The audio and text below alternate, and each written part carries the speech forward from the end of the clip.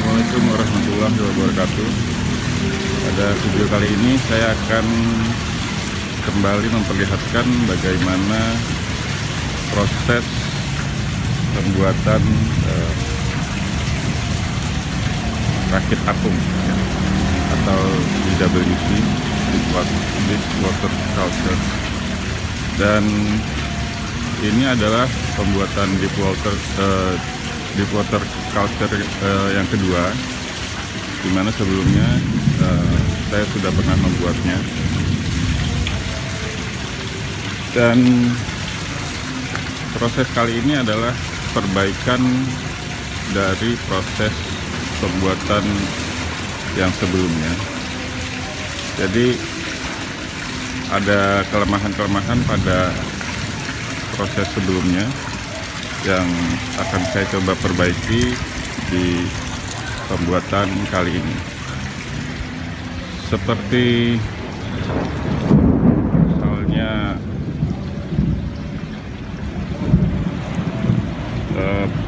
rakit apung yang kemarin, di sini juga saya menggunakan dinding hebel ya, sepanjang kotaknya ini memakai dinding hebel, dan di bawahnya tanpa ada pondasi. Nah, ini adalah salah satu kelemahannya. Jadi pada proses pembuatan yang kemarin ternyata pada saat ketinggian air 20 cm itu masih nggak masalah ya. Tetapi saat airnya saya tinggikan, naikkan hingga 30 cm, itu dindingnya sebagian ada yang miring ya, hampir rubuh gitu. Makanya akhirnya saya buat penguatan dengan besi wire mesh. Nah, berdasarkan pengalaman kemarin itu, maka sekarang ini saya coba membuat penguatan pada dindingnya, yaitu dengan menggunakan wire mesh. Kemudian juga ada tiang-tiang yang terbuat dari besi siku ini, itu berjarak setiap 2,4 ya, sekitar 2,4 meter saya buat seperti ini. Nah, dengan cara ini dinding hebel ini akan lebih kuat untuk menahan tekanan airnya, sehingga tidak lagi ada kejadian seperti sebelumnya di mana dinding ini hampir ambruk.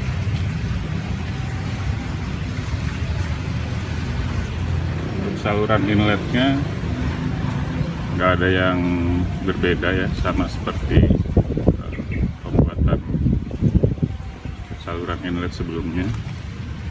Jadi ini jalurnya dari sana, dari keluaran filter, kemudian masuk sini, saya pasangkan kran untuk mengatur debitnya. Dan ini juga dihubungkan paralel dengan DWC yang sebelumnya saya buat.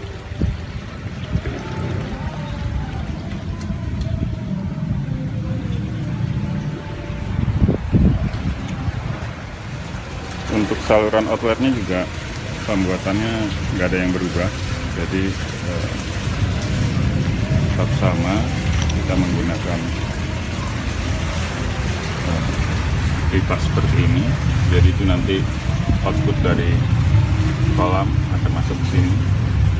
Kemudian di sini nanti ada pipa standpipe ya, untuk mengatur seberapa ketinggian air yang kita inginkan di WC ini, dengan mengatur standpipe-nya di sini.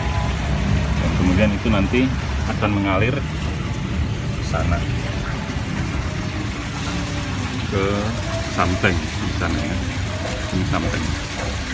Nah, ini juga terhubung dengan saluran outlet di WC yang sebelumnya saya buat. Jadi ini nggak ada bedanya.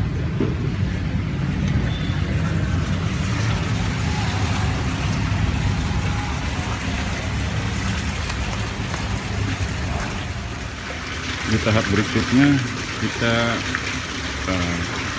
memasang lapisan untuk dinding. Ini seperti terlihat seluruh dindingnya saya lapisi dengan material berupa spon ya, atau busa seperti ini. Ini kurang lebih sekitar 3 mili tebalnya. Jadi fungsi dari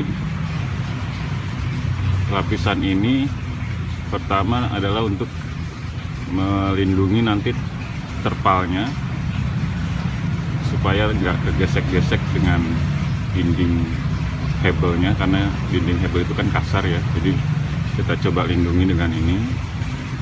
Yang kedua juga ini juga sebagai insulasi panas ya, jadi agak mengurangi panas dari hebel itu untuk masuk ke dalam kolam.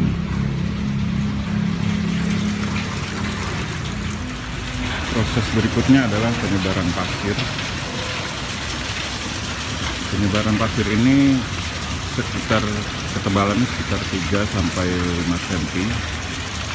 Tujuannya pertama untuk meratakan dasar dari kolam ini, dan fungsi keduanya untuk menghindari adanya benda-benda tajam yang nanti akan merusak terpalnya pada saat air sudah diisi.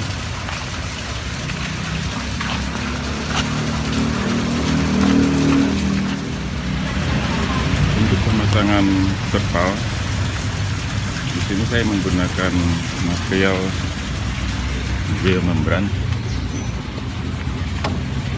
Ini yang biasa dipakai untuk tambak-tambak udang. Setelah digelar kemudian dipasang, yang perlu diperhatikan adalah kita harus memasukkan air dulu agar nanti semua terpal itu benar-benar posisinya tidak akan bergeser pada saat nanti airnya sudah diisi ya. Jadi tidak menggantung sehingga menjadi beban bagi terpal tersebut. Setelah itu kita akan memasang penjepitnya. Nah, di sini penjepitnya saya menggunakan papan seperti ini, dan kemudian menggunakan visor ya, sehingga bisa kita copot lagi nanti.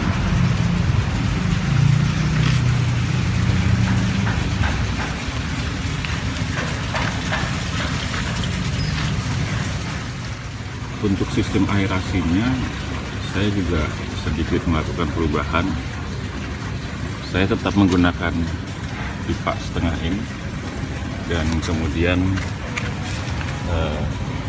memasang nipple yang disambungkan ke air stone menggunakan selang. Kalau sebelumnya saya menempatkan pipa ini di dalam kolam, sekarang saya letakkan di luar karena berdasarkan pengalaman kemarin agak kesulitan kalau saat kita melakukan perawatannya. Nah, pipa ini kemudian dihubungkan ke pompanya yang ada di sebelah sana, dan saya pasangkan valve seperti ini, kerannya, untuk mengatur besarnya keluaran airnya, keluaran udaranya.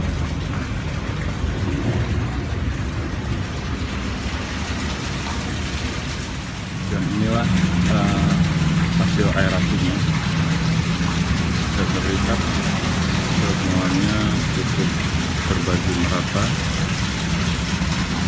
dan juga untuk kolam yang lama. Di sini saya menggunakan LP100 untuk 2 bak ini, dan terlihat cukup mampu untuk menghandle semuanya. Kebetulan yang di sisi sini mungkin itu aeratornya, air stone-nya harus sudah diganti ya, karena sudah mampet.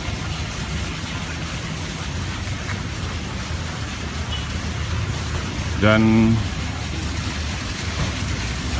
rough bed ini terakhir kita tinggal menempatkan styrofoam ya di atasnya, styrofoam atau roughnya ya, rough-boardnya. Tapi saat ini saya belum mau melakukan itu dulu, karena rencananya rough bed ini saya akan coba untuk melakukan uji coba budidaya udang galah di kolam rough bed ini. Semoga nanti hasilnya bisa menggembirakan ya. Jadi nanti ini bisa dijadikan 2 fungsi. Pertama sebagai budidaya udang galah, kemudian di atasnya nanti setelah kita pasang styrofoam itu bisa jadi tempat tanaman. Demikian, semoga video ini bisa memberikan inspirasi dan manfaat untuk teman-teman semua. Wassalamualaikum warahmatullahi wabarakatuh.